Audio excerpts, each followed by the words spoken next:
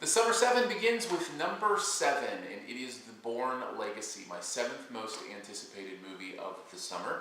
Three things about The Bourne Legacy. We'll start with the negative. The first thing, and the reason it's so low on the list, the only reason it's number 7 instead of much higher, is because Paul Greengrass isn't directing it. Greengrass directed the first few Bourne movies, and he just defined the way those movies owned audiences. Now, having said that, I think the guy's name is Tony Gilroy. I could be wrong about that, who's directing them. He actually wrote those movies. He wrote all the Bourne movies, so he knows the material. He's very familiar with it. So I guess I should give him the benefit of the doubt. Plus, he's directed a couple good movies, including Michael Clayton, which is a wonderfully crafted film. So he seems to know what he's doing.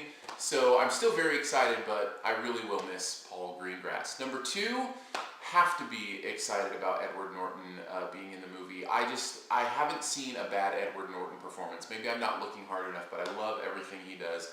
And number 3, Jeremy Renner, who was just kind of rocketed to stardom in so many movies.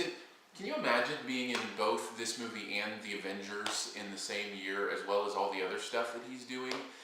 Renner is kind of the new go-to guy, and he was also in Ghost Protocol, right? Mission Impossible, the latest one.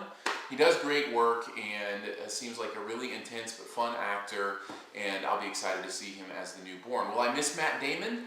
Maybe a little bit, but I think this series always existed kind of on the idea and on the style of it as being kind of the new style James Bond, without the gadgets and more real and feeling more genuine, and a better James Bond than even James Bond can be these days. So I'm excited about The Bourne Legacy. I think it comes our way in August.